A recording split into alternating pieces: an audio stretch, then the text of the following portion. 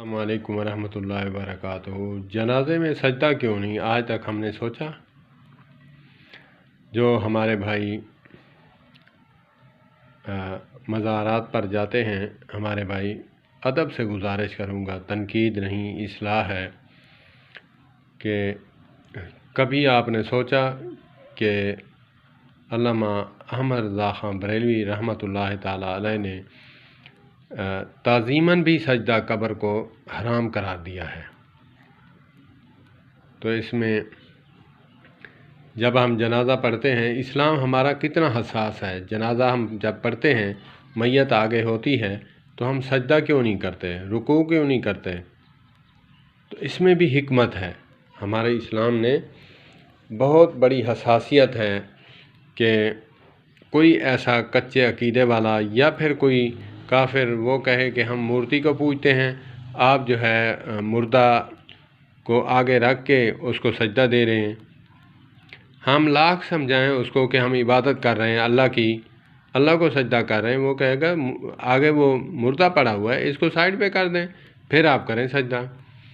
تو اسلام جو ہے ہمارا بہت حساسیت رکھتا ہے، اسی لیے ہمیں چاہیے کہ ہم ان باتوں کا خیال رکھا کریں، بہت ہی احتیاط کیا کریں کہ ہم بزرگوں کی مزارات پر جائیں، فاتحہ خوانی پڑھیں، اللہ کے نبی صلی اللہ علیہ وآلہ وسلم کی سنت پر عمل پیرا ہونے سے، اللہ آپ کے ساتھ تعلق بنانے سے ان کو اتنا مقام و مرتبہ ملا، اللہ ہمیں بھی جو ہے ان کے نقش قدم پر چلا اور ان کے درجات بلند فرما، دعا کر کے چلے آئیں۔ یہ تو سنت سے ثابت ہے، دعا کرنا چاہیے بالکل۔ اکثریت جو ہے لوگ کہتے ہیں، الزام دیتے ہیں کہ بزرگوں اور بابوں سے مانگتے ہیں۔ ہاں، ایسے لوگ بھی ہیں جو پیرا گھن کو کرتے دے پتر،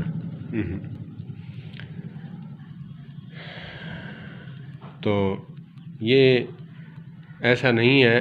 جو کم علم لوگ ہوتے ہیں، کم فہم لوگ ہوتے ہیں،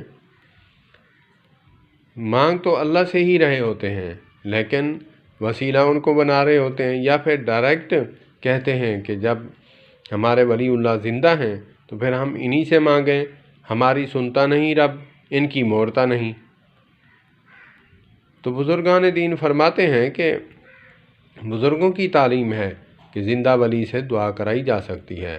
جب نبی مکرم صلی اللہ علیہ وآلہ وسلم بارش کے لیے دعا فرمایا کرتے تھے تو آپ کے ظاہری دنیا کے وصال کے بعد حضرت عباس نبی مکرم صلی اللہ علیہ وآلہ وسلم کے چچا کو بلوا کر ان کو جو ہے کہتے ہیں کہ دعا آپ منگوا سکتے ہیں، بالکل منگوا سکتے ہیں، لیکن مزارات پر جا کر سجدے ٹیکنا،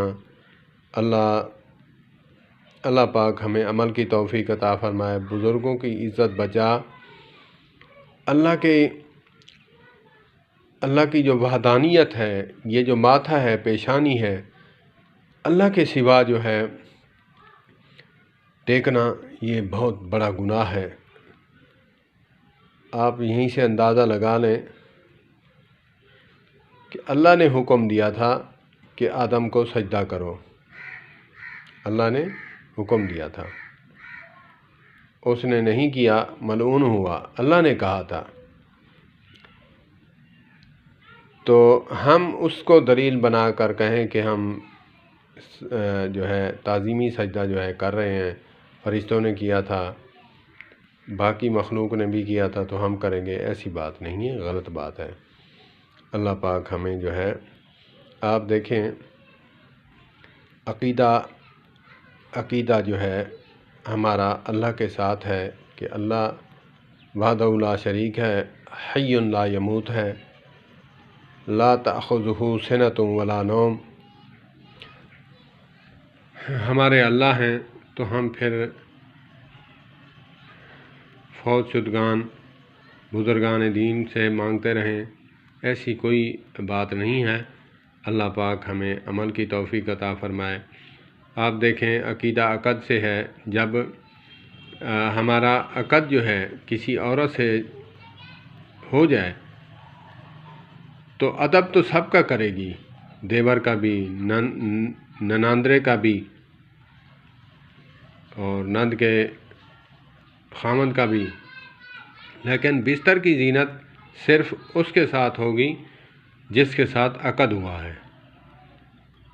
تو ہمارا عقیدہ ہونا چاہیے اللہ کے علاوہ کسی کو سجدہ جائز نہیں۔